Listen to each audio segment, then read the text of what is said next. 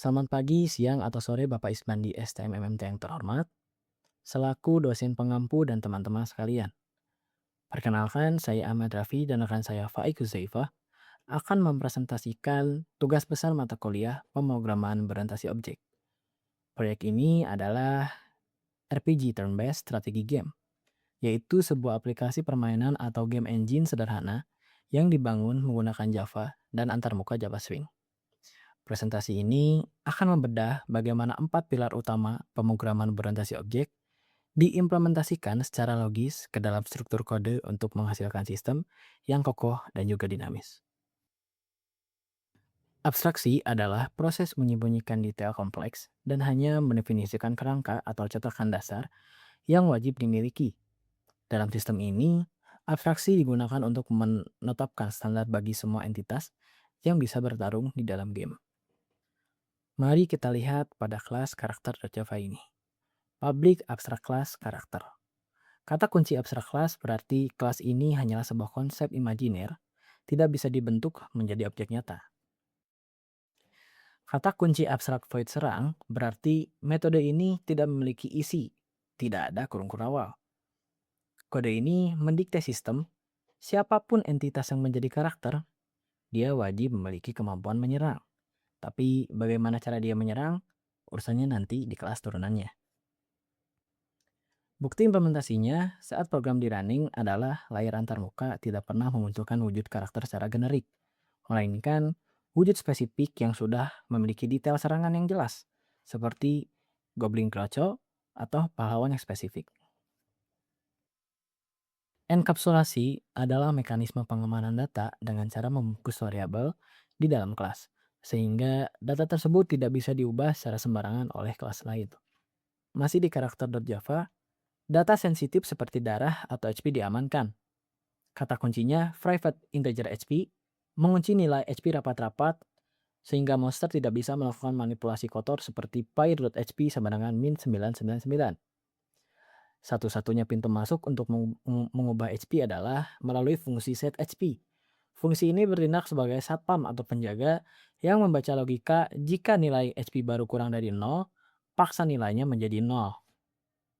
Alur kerjanya, saat monster memberikan damage sebesar 30 kepada kesatria, yang hanya memiliki sisa 10 HP, hasil pengurangannya adalah -20.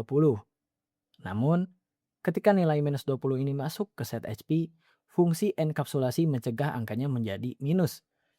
Buktinya, di layar GUI saat di running, teks indikator HP pemain akan terhenti rapih di HP 0, dan sistem akan langsung mengakhiri permainannya. Selanjutnya adalah konsep pewarisan. Pewarisan memungkinkan sebuah kelas anak untuk mewarisi seluruh variabel dan fungsi dari kelas induknya, menghindari penulisan kode yang redundan.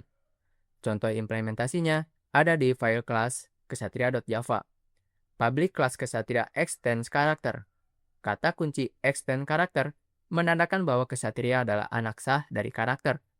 Fungsi super nama 160.25 memanggil konstruktor milik induknya untuk menyetor data dasar. Nama pahlawan, SP-nya 160, dan damage-nya 25.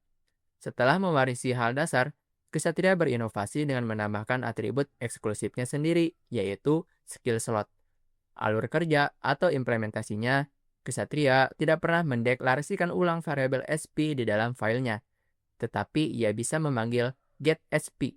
Bukti di dalam programnya ketika kita memilih karakter kesatria di layar awal, indikator status bar di layar GUI atas secara otomatis menampilkan data turunan dan data eksklusif. SP-nya 160, slot skillnya 1/2.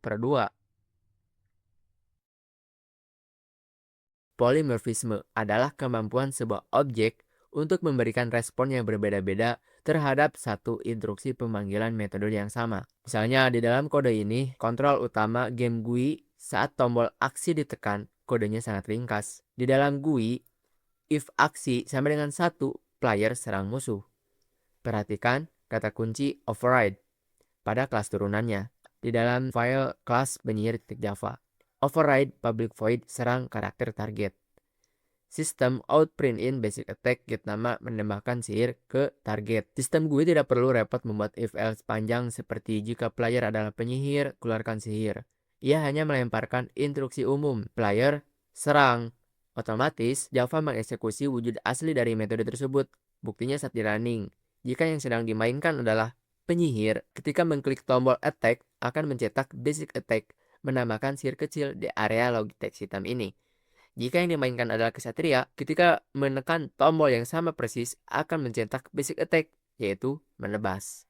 Selanjutnya adalah interface. Dalam kelas penyembuh .java ini, public class healer extend karakter implements penyembuh, ini merupakan implementasi dari interface.